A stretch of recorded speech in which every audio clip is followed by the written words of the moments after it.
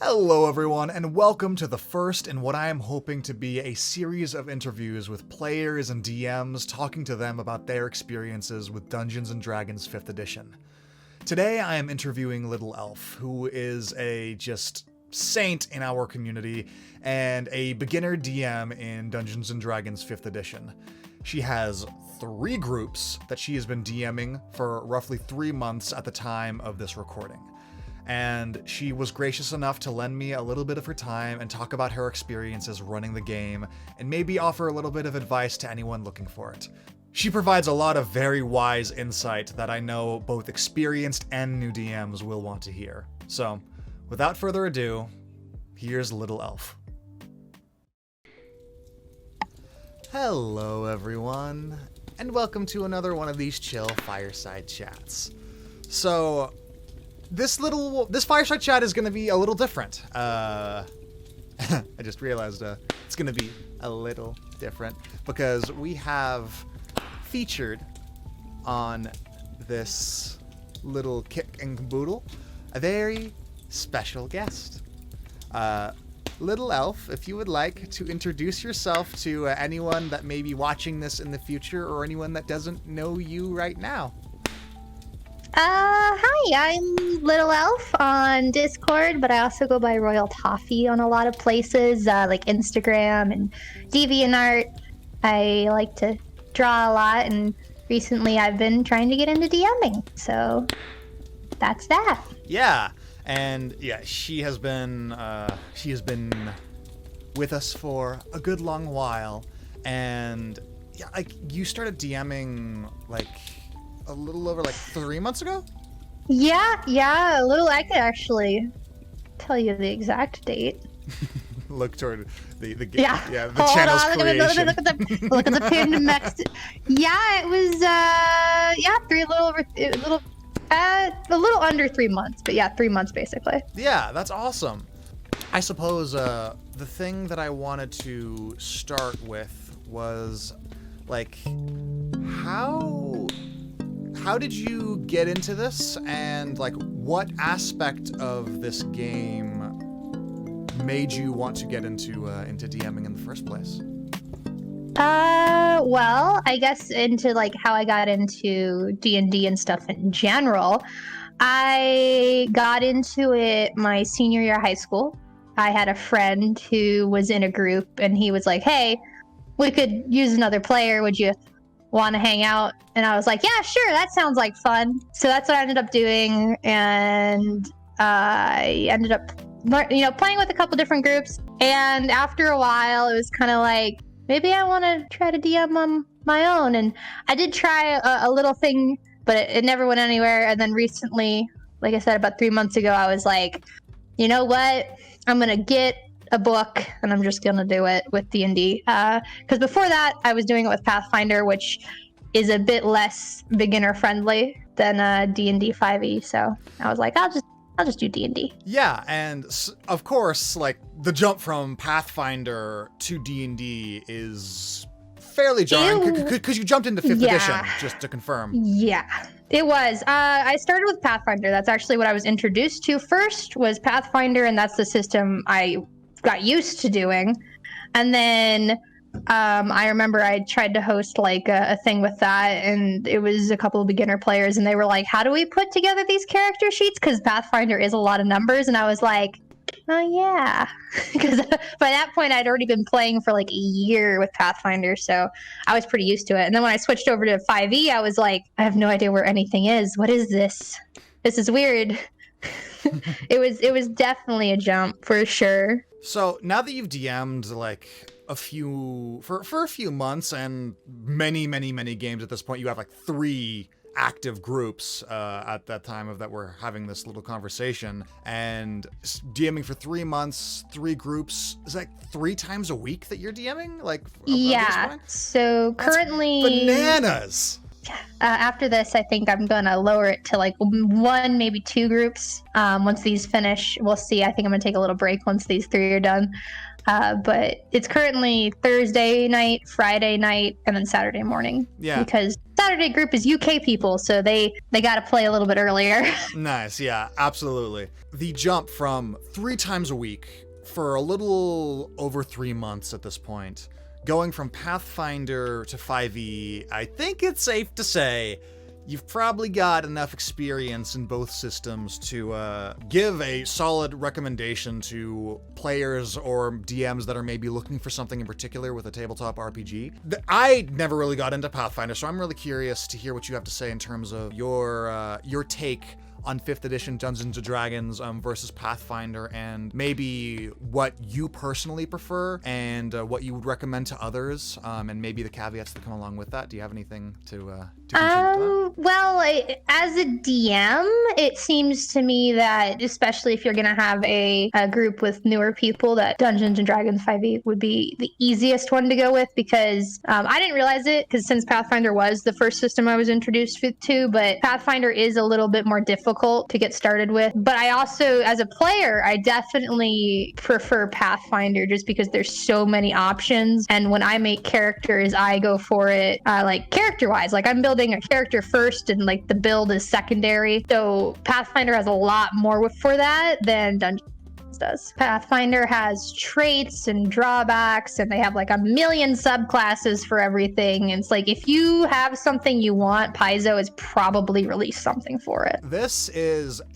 just a little glimpse of the kind of thing that you'll find in Pathfinder. I've only had to make 1 Pathfinder character myself, and that itself was just insane by my standard of character creation just being seeped in 5e for so long. But yeah, like this is just a list of feats that I just like took off the internet. Look at all these. Like this is just bananas. Yeah, no, there are so many feats in Pathfinder. There's racial feats, there's like class special feats, there's just feats in general. And then with D&D 5e, what I've noticed is you don't have to take feats in Pathfinder. You pretty much gotta. Mm-hmm. But in D&D 5e, it's like, oh, you could if you feel like it, or you could just take the pluses on your level up. And most people are just going to be lazy like me and take the pluses on their level up, not gonna lie. Yeah. I mean, hey, there ain't nothing wrong with being lazy. And that's one of the coolest things about 5e is, even though it's still a really complicated game, it's probably the most simplified tabletop RPG that I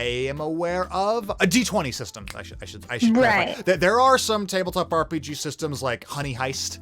That's just like roll a d6. You have like 2 things to keep track of, and that's it. Like those are pretty simple, but all things considered, especially compared to Pathfinder and previous editions, even though I'm not well versed in those previous editions, but what I've heard is that it seems like it is very, very simple in comparison. And I have gone back and I've read like a little bit of 3.5 and 4, and it definitely seems that way just from reading, even though I haven't played or run any games like that. How do you think it went? How do you think your first 3 months of DMing have gone? I think it went all right. There are definitely some things I've learned that I need to practice still with it. But I think they went all right. I hope my players think the same thing. Mm-hmm. That's very important. Mm-hmm. There was some rocky things here and there. I don't know how much the players noticed. Hopefully not that much. Hopefully I made it pretty smooth for them, but there are definitely some things that you never expect your players to do. And then they're like, hey, we're going to do this. And you're like, oh, wait, hold on. I wasn't prepared for you to do Z. You were supposed to do X, Y, or B. Mm-hmm. You know, one of those kind of things. Yeah, I totally get that. And that never goes away. Your players will always surprise you, and that's one of the cooler things about it, I think. I think it definitely makes it very fun that they're not just playing it as like, because I'm doing a module, I'm doing Minds of Phandelver, and you know, it definitely makes it more interesting since I have 3 groups that they all go their own way. Because if they played it exactly how the book thinks they're gonna play it, then it would get very repetitive, at least for me. Mm-hmm. But the fact that each group has their own play style, and that keeps it very varied. Which keeps it fun. Yeah, and that's a great segue to, like, you've played a good amount of 5e at this point too. Do you think that you've played like roughly around the same amount as you've DM'd, or at this point do you think you've DM'd way more? I was kind of in one campaign for 5e that didn't really go anywhere, and it kind of ended. And then the Theros one, I think, is 5e, and yes. that's literally it. I have not been a player in 5e. DMing 5e was kind of my first real dive into it. I mean, I had played in one 5e game before that. So, of course, as a DM, you're still a player at the table, but you're not a player. Like, it's a different relationship, clearly. But you talked about a little bit when you mentioned Phandelver and your personal enjoyment and what you got out of DMing. And I was wondering if you could go like a little more into that, and like, because this answer is different from every DM that I ask, because everyone values different things. But after DMing for the groups that you have, is there anything that you've discovered maybe like about yourself in terms of what you enjoy in the games that you're DMing, or the games that you want to make, or maybe even the games you want to play in the future with your new experience? Well, I think I've definitely discovered what my like preferred play style is for both me and for the games I run. I'm fine with just like, if you want to hit it and just, combat, we're just gonna video game it, that's fine. I'm fine with that. But I do like there to be a little bit of like social aspect to it, and not entirely just run and bop. So like, I think that's the kind of game I would aim for in the future if I were to like make one. That's kind of the thing I would go for, is a little bit more social than just combat. Sorry, please. I was going to say that Phandelver has a lot of combat heavy things in it, and I think maybe if I were to make one, I'd make it a little less so. Yeah, so what do you think of D&D's combat? Like, of course, like, you've played Pathfinder, you know how that goes. And for me, anyway, as a dungeon master, I find that combat is one of those things that I am constantly needing to wrestle with. Like, how much combat is enough? Because I definitely am the same way. I definitely like the intrigue and the social aspect of the D20 system that Dungeons & Dragons 5th edition has, probably more than I do the combat system. But at the same time, like, over 2/3 of this game's rules is centered around combat. So how do you feel about the combat encounters that you've run, or maybe share some horror stories or some really, really amazing moments that you didn't expect, or maybe some things that went like exactly as you had planned, and maybe things that you would either do differently or things that you would want to implement in the future? All right, so obviously combat with 5e is a little bit less complicated than with Pathfinder, so it was a little bit of a transition getting used to that, but it wasn't too much. It was just a little different. And then I think I don't know if I have a horror story, but it's definitely a story. So I had so it's the first part of the Mines of Phandelver, and I don't know if it's spoilers or anything. So spoilers for the Lost Mines of Phandelver. We're gonna talk about it. We're gonna talk about it. I'm sorry. I kind of gotta. I'm sorry. And so there's the first cave with the goblins, right? And there's the one bugbear in there, and all the wolves. And so my third group, my Saturday group, we had a new player join that group, and they were halfway through that cave, and they had come out to like just rest for a bit before going back in. And I had a player, and there's the part where Sildar is captured by the goblins. So I was like, okay, Sildar's in there captured. I will have this player's character also be in there captured, because I feel like that makes sense for the party, and then rescue them and pick them up. And so that's how I was going to introduce this player character. I talked to the player about it, and the player's like, yeah, that's cool with me. And then I felt bad because the party decided to go fight the boss first instead of going to fight the regular goblins to rescue Sildar first. And so he kind of just sat there, and I was using a I don't know if you've seen the I loot these sheets, but I've been using those to like give the players a little extra something with like the goblins. And I wonder if could you send me a link? Yeah. I kind of want to. But so that's the kind of thing I've been using. But anyway, they found a bomb on one of these goblins. It's just, I was like, oh, that's what it rolled. I'm going to go for it. Yeah. And so they were like, all right, we're gonna take the bomb, and in the room we know there's a lot of goblins. We're gonna throw it. The thing is, they didn't know that Sildar or the other player character were in there. And the player DM'd me, and he's like, "Character death speedrun question mark?" And I was like, "Oh no!" But he ended up being just like. Then they started combat with the goblins, but the player character ended up being just out of reach of the explosion, and I was like, "Oh my gosh, oh my gosh!" But then there's all the other times when I as the DM didn't realize my players were going to die. Like my first. Thron's in the chat. I don't think he cares if I share. It was him and his name. His tiefling bard was 1v1ing the bugbear, and the bugbear got a crit, and just that was it. And he failed all his death saves because the dice said no thank you today. And then the other thing that happened was group 2 had a near party wipe because they triggered like 2 areas of combat at the same time because they had a player running ahead. That ended up in a near party wipe. 2 of the characters died, 2 of them survived. But that was definitely rough. Like I don't want to kill players. So whenever the dice are like, no, they're gonna get hurt today, I'm like, I always feel really, really bad. Yeah. So I'm like, I don't want to crit up my players. And then I feel like every time I roll, I have the DM layer on Roll20, but whenever the dice are being crazy, I always make sure to screenshot it and show it to my players. Like, guys, I promise I'm not doing this on purpose. No, yeah, it is a big thing, and trust is huge. And I don't know if anyone has noticed, but on the streams, like starting like a while ago, I started rolling in the open, and since doing that, I have just got a lot more camaraderie I've found in my players, like a lot less of a feeling like I'm like it's me against them, but more like, hey, I'm rolling this thing, I'm rooting for you, I'm just the impartial judge trying to get you to succeed kind of a feel.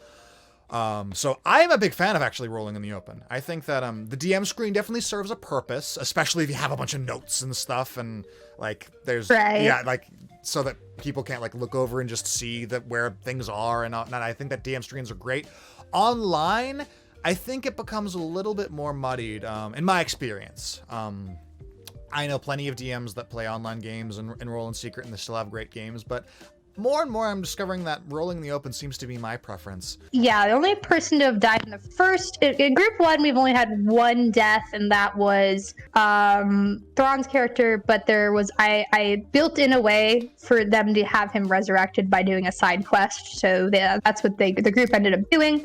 Okay, because then group 2 lost 2 characters, and then the third group hasn't lost any. They're fine. Yeah, I will define death as the player is killed. Like, they can come back later, they can be resurrected with any means that you deem necessary or good as the DM. But like, if they are dead, they are dead, and killing a player is never easy. I was hoping that you would share your experiences with that, and maybe like the things that you weren't expecting about it. Like, if there was like 1 or 2 things that with player death that you really, really were caught off guard by, and maybe you could give a recommendation for a newer DM that maybe is going through something similar or is like about to run a game, because, you know, like players die, and maybe what to expect from that so that they can make a more informed decision, or maybe just say to the table, hey, I'm new and I'm not going to kill you because I don't know how to do that, or something like that.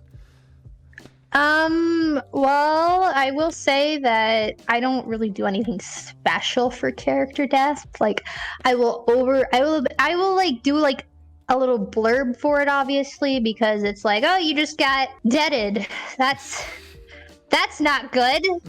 I never expect it when it happens, because I'm always like, oh, the players will probably be fine, because then all the groups have always had like somebody up or somebody that I'm like, oh yeah, they can heal them or they can stabilize them, but sometimes that just doesn't happen. And I think one piece of advice is not to beat yourself up over it if you're the DM, because I definitely did that with all of the deaths. And I'm like, part of me feels like, oh, maybe I should have made the encounters easier, but also since I'm brand new, I don't know how to balance anything, so I'd probably make it too easy. Yeah. And there's like So it's like I feel really guilty, even though it's not technically my fault, but it kind of is my fault because I'm the one at the end of the day making the decisions.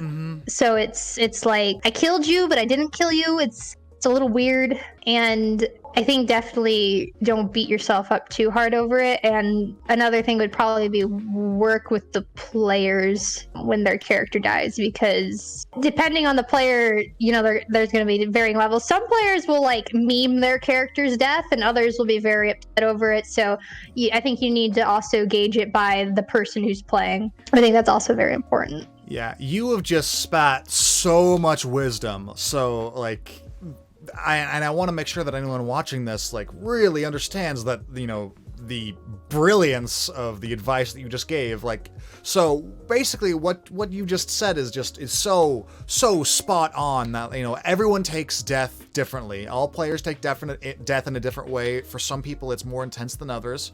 And it can be really hard for some people. So to take it on a case-by-case basis, I think that is so wise. The very first instinct, the very first thing that you said about death being unexpected in D&D, that never goes away. When a player, unless you actually planned out death with the player, or you as a DM have just decided to kill them, which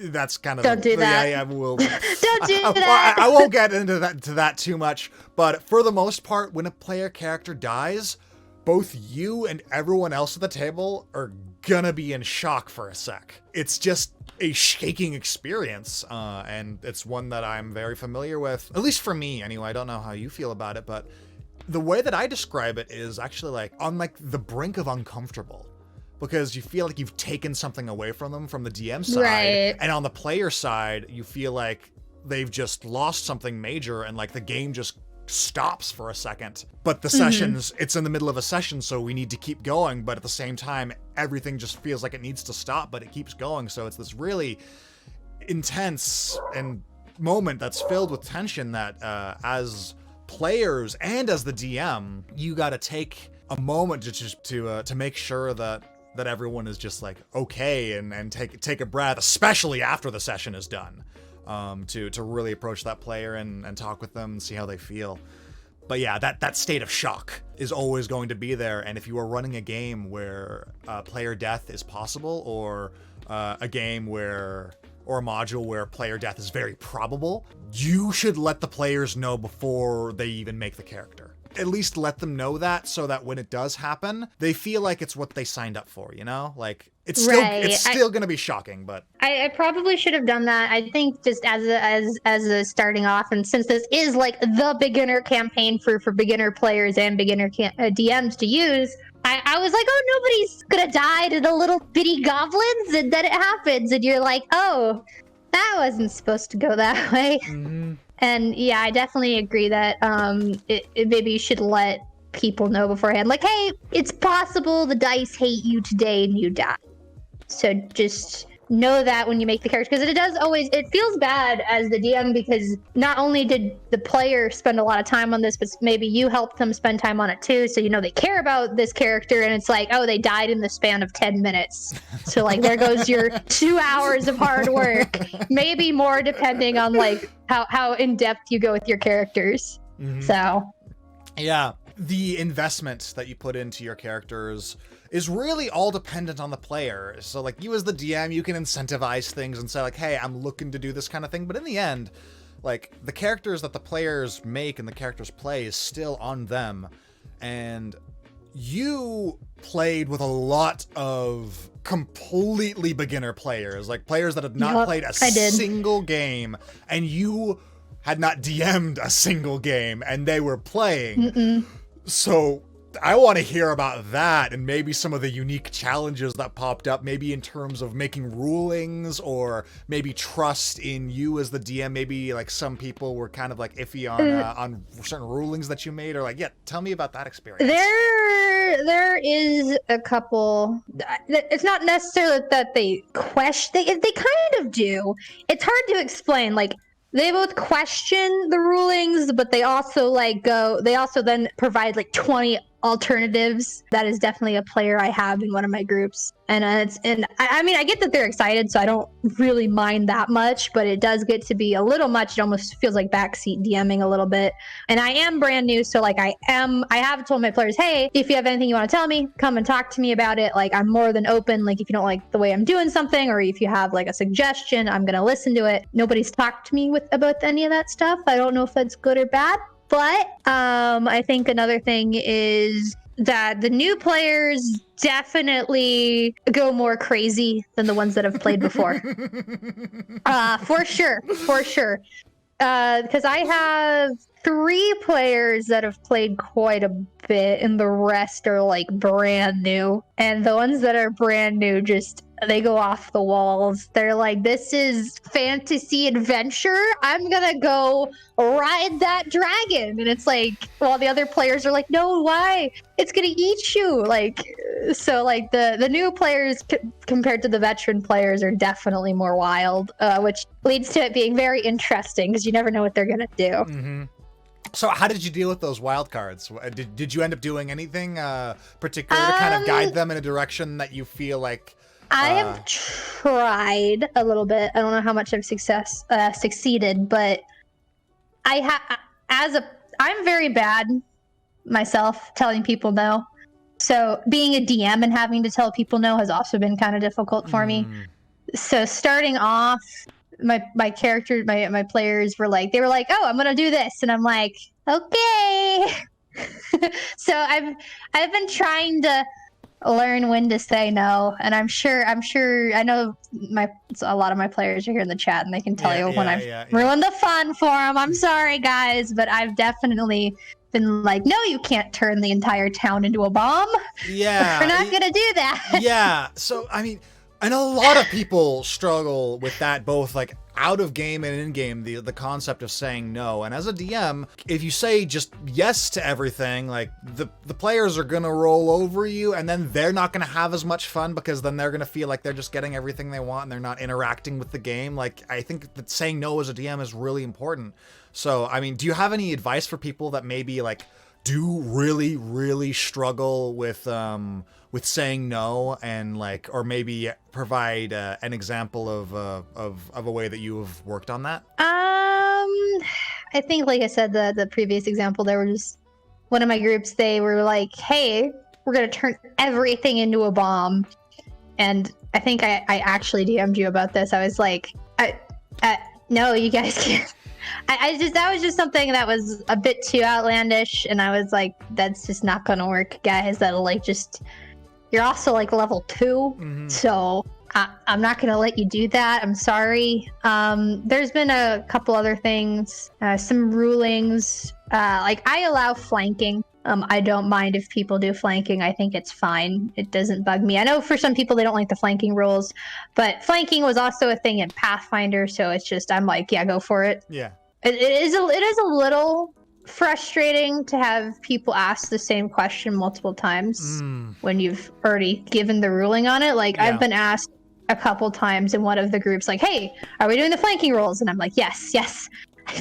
I've said this like every game. I mean, it's fine. It's just sometimes I wish people would listen a little bit more. Yeah, I mean, I guess. Yeah, and I think I remember when I was starting, just in being in a constant state where I was just overwhelmed all of the time, the entire session, because I was trying to do all of these things. And then in the midst of all that, to maybe be asked the same question over and over and over and over again, I definitely would say I was probably a little more irritable than normal, and things that may have bothered me, like not bothered me, would really be bothering me because I was just tearing my brain apart trying to run this game that is so layered and complicated. So I totally get where you're coming from with that. And I mean, did you is there a way that you approached that, or were you just patient? I just try to be patient with them. Like I said, a lot of them are like brand new. So like, and I'm brand new to, I'm not brand new to, but I'm still new to 5e relatively, and new to DMing. So I try to be patient. I like to think I'm relatively patient, so you are. You absolutely are. I like to be patient with people because I know a lot of the time it's just excitement, and they like when I'm excited, I find myself asking the same question sometimes too. So like I'm trying not to get mad at other people for doing it, obviously, because I know I'm guilty of the same thing. Because when you get excited, you like your brain just doesn't like keep everything there. You're going like 100 miles a minute. So I try to just reiterate those kind of things and be patient with people. But that's like the only big one I can think of off the top of my head. Most of the players have been, they've pretty much followed the basic rules and everything pretty well. So there hasn't been anything super big I've had to jump in and be like, whoa, now can't do that. So these moments that like lead to such grandiose feels, I'll call it, just like really high emotions, definitely caught me off guard. How emotional D&D can get sometimes, like how just raw things can be. I was wondering if you had anything to say in terms of like before DMing, maybe like thinking that maybe interpreting the responsibility of scheduling and running the game, like before you actually started playing, versus the way that you interpret that responsibility now that you've been a little more experienced. Like how where did you start and where did you end up? I don't know if my initial experiences are good examples, because the group, when I first started playing, it was kind of like whenever everybody's free, and we were young, like high school students, so that was basically like every weekend, and sometimes weeknights we'd just be like, yeah, we're gonna play together, so we have the time for it. And then and that DM never really planned anything. It was just kind of off the cuff, whatever they wanted to do. So it always looked very easy. And then when I got into it, I realized it's not that easy, especially if you want to have something planned and you don't want to just improv the entire thing. Or if you want to go buy a book, and it's a little more. And I know this is another thing. I sat down and made a schedule. I had them all fill out I made a Google poll. And it was the first one I ever made, and I really struggled to make it, but I got it done. Nice. And then I had them all fill it out, and I was like, all right, what days and times are you free? And I had like all the time slots that I would be free on there, and I had them fill it out.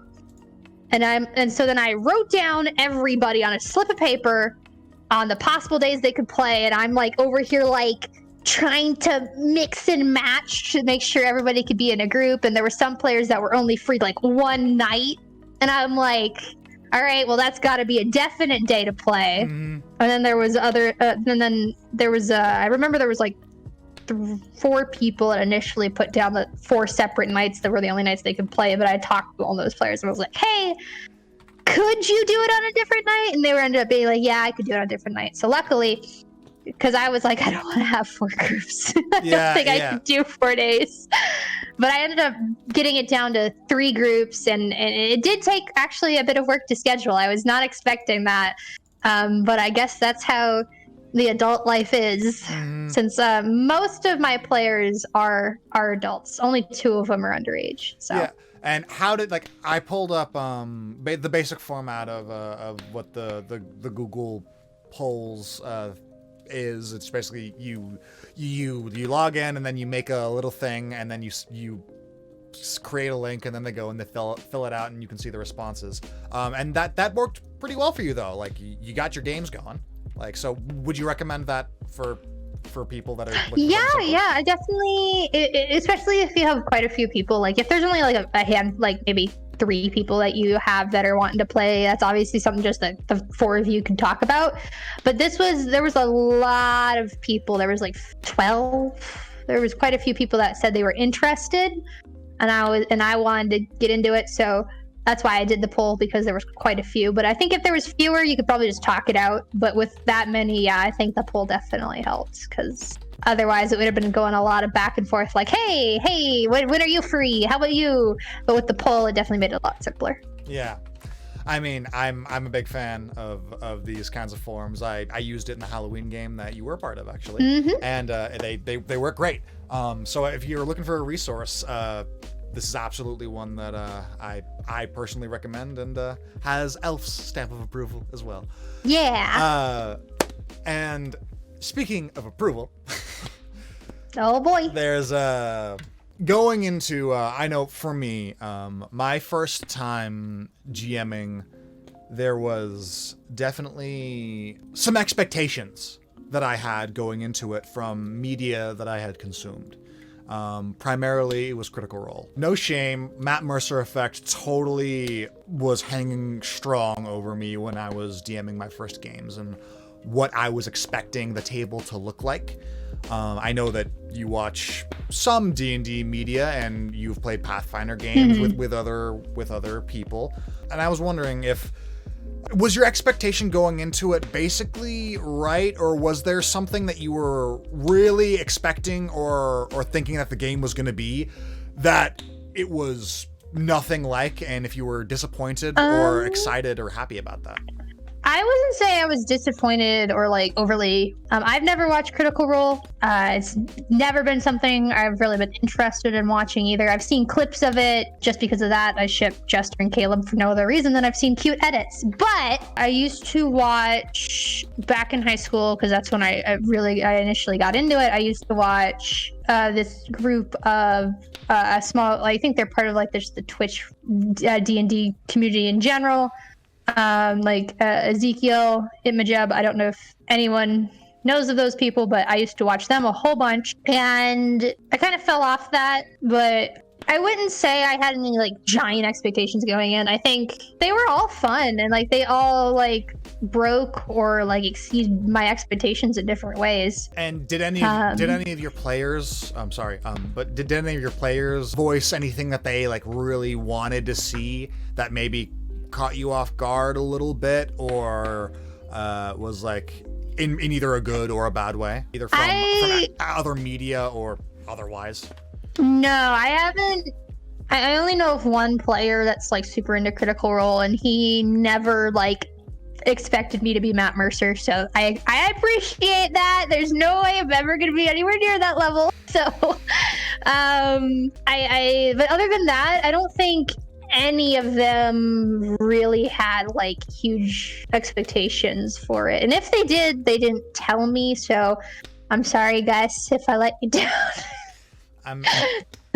I'm sure you did great. We were talking right. I was asking you for advice on certain things. I was like, what do I do? Yeah, there were definitely moments where you were caught off guard, and yes. And when you were caught off guard, initially, I'm sure you got caught off guard again and again and again and again, because you can't really expect that for players. Is there any like go-to strat that you would use either to address that situation, or like maybe you would just like, okay, I need to think about this for a sec, or anything like that, that like maybe you could recommend to someone that is really caught off guard? And I want to break this actually down into two parts: good off guard and bad off guard. Good off guard being like, they're doing something that I didn't expect, but that could actually work really well. Oh, let me see how I can do that. And bad off guard being, I don't want them to do this. This is not the way that I want things to go for any reason at all. Like, you just don't want to do that, and how you handle that situation. I think some of the good off guards are players thinking outside the box, and obviously I have to like figure things out pretty quickly, and Google, love Google. Google's always there for me. Go to. No, good off guard. One of my groups, definitely, they thinking outside the box. They had like this barrel of alcohol, and they're like, we're gonna shoot it with a flaming arrow and blow like those goblins when they're up. And I'm like, oh yeah, you could do that. That's a thing that could happen. So definitely like, then the group had to like work together to get that done. So definitely like good off guard is when there's a lot of teamwork and there's like players being inventive. I definitely think that's a lot of fun. There's a lot of things like that in some of the groups. I think that's definitely the fun thing to deal with. Even if you have to like quickly Google a stat or like an estimated number, like I I don't know how much damage that exploding barrel's gonna do. Like, help me out. Yeah. So I think I kind of have like a deer in the headlights thing that sometimes with those, but I try to like be like, oh, all right, like how do you do it? And I like try to like stall and have the players play it out while I'm like over here quickly typing in my corner. Yeah. So I do that all the time. Like whenever I am like, how the sausage is made gets here. Like, but absolutely, I do that same thing where I will go into a long, lengthy explanation of the room or like of like the smell that they're smelling, the sounds that are going on, and in actuality, it's just me buying time to try to figure out what the heck is going on. I've definitely adopted the stall approach. Like, oh no, they want to do this thing. Well, hey guys, did you know? What have you seen? What's on the menu at the bar today, guys? Totally. I love those shark steaks. My players are in here being so disappointed in me. I'm sorry, guys. No, hey, them's how it goes. Like it's either that or you would say, 1 second, and then you just sit in silence for a few moments. Yeah, that'd be more awkward for sure. There's only been a couple times I've had to do that. It's when if a group has like a serious question about a rule and I don't know. That's like the only time I'll have to be like, all right, guys, we got to pause for 5 minutes while I look through the book. Yeah, but... which, hey, if you're new, totally fine. Like, I think that comes with the territory of you're figuring things out as you're going. Like, there will be times where you will really not know anything. Like, for the most part, like, I think that, you make a ruling and you move on, and that's how you handle it. But when you're first starting out, someone does an attack of opportunity and you're like, what's that? It's a reaction. What's a reaction? Hold on 1 sec. This is kind of important and you need to, and I think halting the game when you're first starting out, I think is acceptable, especially like if you're playing with experienced players that maybe can help you out a little bit if you've given them permission to do so. I think that's fine. There's a player in one of my groups that whenever there's like a ruling, because we have a player that asks like a lot of questions and I don't always know the answers, but there's a more experienced player who also DMs in that group, and I'm always like, hey, I know you're a player, but can you like help me out for a second? On the inverse of that, did you ever have a problem with unwarranted criticism or like unwarranted rules telling? Not really. A little bit with the rules, but not to like an extreme. Basically, there's a lot of questioning if certain rulings, but not maliciously or anything like that. No, just like of course not. Them being genuine about it. But other than that, not really. I think I've been pretty lucky. That's really cool. I don't know if you have any particular moment that you could share with maybe a moment that you really felt either unsure or uncomfortable, that, because I know that moments like that do pop up, and however you handle it. They do. Some of okay, so I don't think any. I haven't had there's only been one thing, and I know she's in here, so I'm sorry. But the only thing is I had a player try to get another player to roofie a chick, and that was uncomfortable. Kind of killed the vibe for me. Obviously, people want to play differently. They want to do their own things, but sometimes it's a little too crazy, I think. That's like the only like thing off the top of my head I can think of that I was like, yeah, maybe not that. Yeah. that was kind of like a bad caught off guard.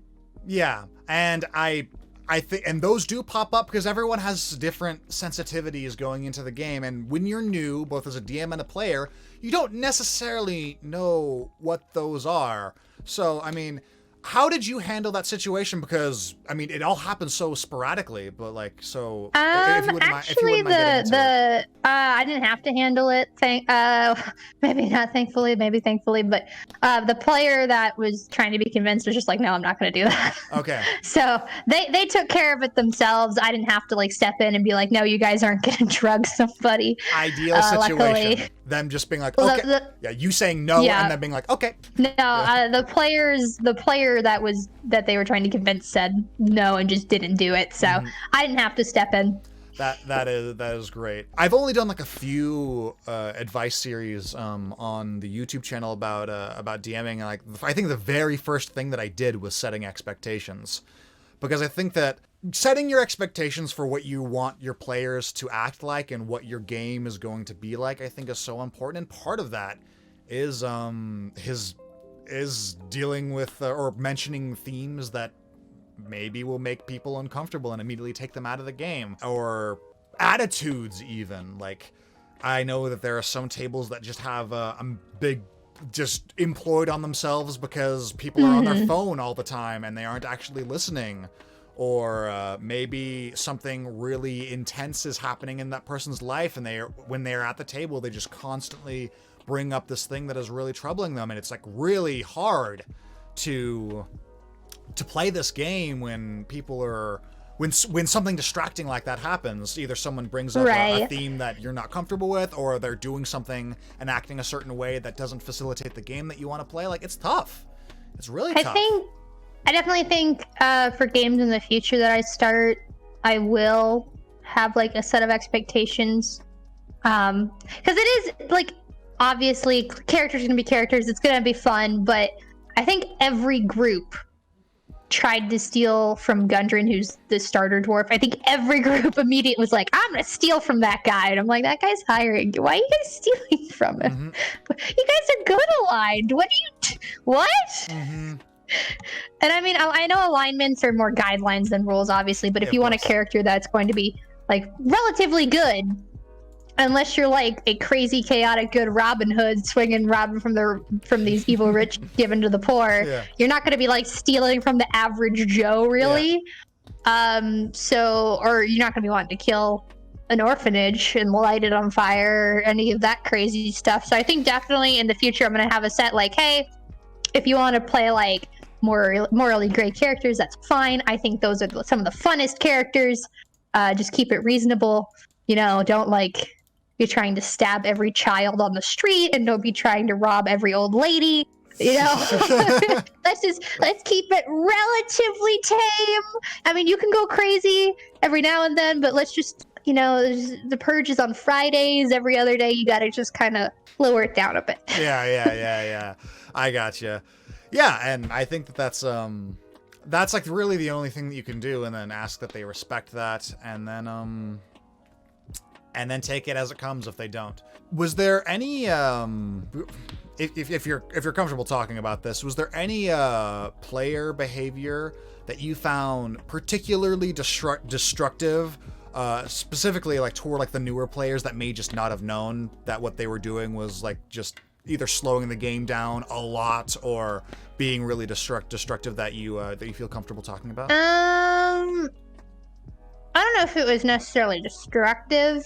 A lot of the groups really vibed well together. Like group 1, they're chaos incarnate, so they all do well together because of that. And there's not really been any issues. And then group 2, they all had like the same, like, we're gonna just chill and role play a bit, and then we're gonna go fight. So they were pretty good.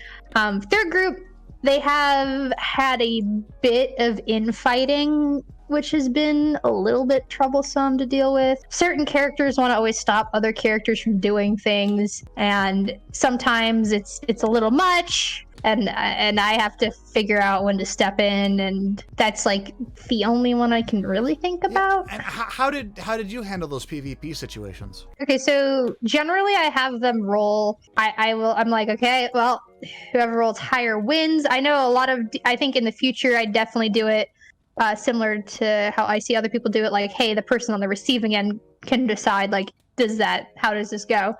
But currently I've been doing it just skill check, you know, just whoever has the highest skill check, that's what we're going with. Though one of the players was gone a game and they were like, hey, we want to take something from him. And I'm like, no, you guys aren't going to take something from him when he's gone. You can't do that. I'm not going to let you guys do that. Yeah. But other than that, I think that's how I've been handling it. Hopefully it's been going okay. Yeah. I think your players have been going crazy in the chat, and having talked with them and talked with you, I know that your games have gone really, really well, and that you have been a phenomenal DM and learning on the job. if you had any advice for either the aspiring DM, the DM that's maybe like unsure if they want to get into it, or maybe a DM that has decided and are looking to run their first game. It's maybe something that you learned that you wish that you had known before your first session had started. I think what we have already covered, set what like certain expectations first day, like, hey, I want the behavior to be like relatively toned down or go crazy. I think setting like some sort of expectation like that day one would have helped me a bit, just not to be caught off guard so much. I think that definitely you should just, I know this is the advice for a lot of things, and it's probably been said before, but you definitely do just need to go feet first. You just need to jump into it and get it going, because that's the best way, obviously, you're going to have to learn. And I guess I think you should also, this just might be a personal thing, but I also think you should know who your players are a bit. That way you at least have some sort of friendly connection with them. Like all the people I'm playing with, I already knew via Nova server for a while. So these were already people that I had some sort of like relatively friendly relationship with. And I think that's pretty important, because already knowing each other, I think, can help at the table compared to being complete strangers. Like I know Roll20 has like a stranger system, and I guess if you don't like have anybody who you could play with, that's like your best option. But maybe hang out with people first before you actually jump into DMing with them, because you can get to know what they're going to be like. Session zeros. Great. Yeah, great session zeros. If you don't know the people that you're playing with, I would go as far to say as that session zeros are a must. Like if you really don't know the people that you're going to be playing with, like you need to have that interaction before the game starts, because at session zeros you can discover very quickly if the game is going to fall apart. And it is way better to discover that in like a little conversation than in the middle of a game where everyone feels obligated to finish or starts infighting, or what the plethora of things that could happen. What is like the most proud moment that you've had in these past 3 months DMing? Like the moment where you were like, I facilitated that moment. Like I allowed for that to happen. Like the most like haha kind of triumphant moment for you as a DM. There's been a couple of good moments. It's kind of hard to pick one. I haven't had like one giant like, oh my gosh. So I don't really know how to answer that. One of my players, like he had like a character voice, and that was really fun, and he was really into it, and I was like, oh man, he's having fun, and I'm leading the fun. That makes me feel good. That's like a little moment I have. I mean, it's all about those little moments, like cumulatively together. Like if you have a game where there was one amazing moment, but the rest of the session was awful, it's still a bad session. Yeah. Yeah. I think yeah, definitely all the groups have had their good moments. So, all right. So that's just the one off the top of my head. What about hopes maybe for the future, or maybe goals and aspirations? Like I know that you've been playing a module. You've been playing Lost Minds, which is coming to an end. And if you have any aspirations for maybe doing a homebrew setting, or like what you're going to do with that? I would love to do homebrew. I don't think I'm nearly at the skill level to actually build anything like that yet. Definitely one of the things, and Blade Master Cosm, who's in the chat, has been here for this, that I would love to do, is I love a lot of the Pathfinder world. Before I switched to D&D 5e, and I still haven't gotten used to the 5e world. Like I know nothing about the maps or the planes or the gods in 5e, but like I had like everything in Pathfinder for that memorized, and I really like a lot of the Pathfinder world. So I think if I ever got back to Pathfinder, I would really love to do a campaign, and there might already be a module for it. If there is, I haven't found it. But because I love Andoran. Andoran is probably one of my favorite places in the Pathfinder universe. It's like a romanticized Revolutionary era America, and I love it. I love the aesthetic. I love the idea of it, and I think I would love to do a setting in that. And that would be Pathfinder, yes? Yes, that would be Pathfinder. And I think I would also like to do something in 5e, of course, but I don't know 5e as well yet, so I would have to get to know the world better first before I started messing with it. So, do you think that you're gonna go back to Pathfinder after Phandelver's probably wrapped up? not.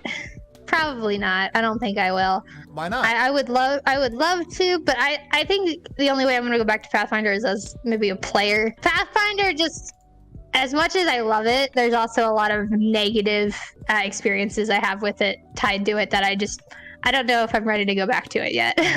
Yeah, fair. Hey, so yeah. One day. One day. One bad experience with a game or with a DM or with a player. Oh yeah, for sure. That can be it sometimes, and it's scary. For sure. Like I know that I have definitely experienced a newer DM running the worst game that a new DM could, kind of a thing. And it was really rough to watch, and I think everyone at that table did their best to be encouraging about the whole situation. But after that session, I would be lying if I didn't say that just instantly the dynamic between it leaves a bad taste in your mouth. Yeah, with my experiences with maybe even the themes that they were using just instantly shifted, right? Just because I was so scared because of that association. There are definitely some things you need to watch out for, and there are definitely red flags in D&D, in any type of one you're doing. It doesn't matter really. Definitely red flags for both players and DMs. DMs have a lot of power, and there are quite a few DMs that will abuse that and abuse their players, and it's something that players need to be mindful of to kind of make sure that they're not in this bad situation, because it's not a fun situation to be stuck in. And so there are definitely things you need to look out for, and this doesn't necessarily tie to it, but that basically that whole Pathfinder experience led me to I despise DM PCs. I hate them so much. Get them out. They're the worst. There's like yeah. That's why it's like, oh, why don't you just put your own characters in the story? I've had that asked of me, and I'm like, no, not gonna do it. Yeah. Unless it's like, obviously, entirely homebrewing like NPCs is gonna be one thing, but having like a character you put in, you're gonna be like, yeah, no, I'm not. I don't think I'll ever do that. Yeah, I think especially for newer DMs, that is also very good advice. DM PCs, I have yet to see it done well. I am sure it could be done well. There are exceptions to every rule, but for the most part, I agree with you in that DM PCs are it's just a bad idea. It is. Yeah. It will lead. From my experience as a player with DM PCs in the party, the game, it's not. I mean, I know DMs want to have fun too, and you can still have fun as a DM. But if your way of having fun is inserting like these overpowered characters into the group, maybe you should just find a game to be a player in, because basically what DM PCs are going to do is they're going to overshadow the players, and you never want to do that. The game is. It's about telling the players' stories and inserting your own characters into that. It's going to make the players feel like, well, why am I here? Why aren't these more powerful characters taking care of it? Why are we doing it? You know, it just makes it feel very like makes your characters feel very useless and like kind of like they're kind of just there. It's like, I can't do anything, but I mean, I guess I'm here anyway. Yeah. So. You might not even realize it's a bad thing, but it can definitely leave a bad taste in your player's mouth. So yeah, and even without DM PCs, that is something that that DMs can do. I know that I certainly did for a long time. That was probably the biggest mistake that I made. Was I got so caught up with the story that I was trying to tell and the world that I made and like the NPCs that I created, that I totally just forgot that I was trying to tell their story. And as a newer DM, that was probably the biggest mistake that I made. And I think that is phenomenal advice to give to any DM, is just to never forget that you are telling the player's story and you are reacting to what they are doing.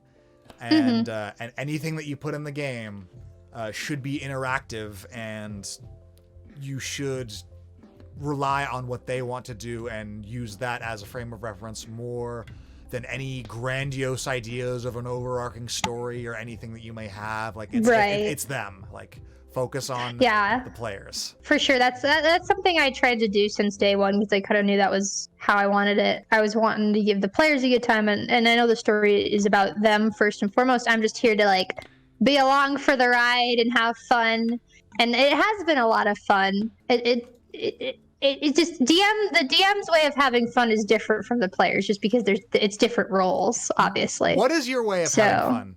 Like what are those moments that you feel like, yes, I'm having fun as a DM? Because like I know that a lot of DMs, especially first-time DMs, are reluctant players because someone needs to DM.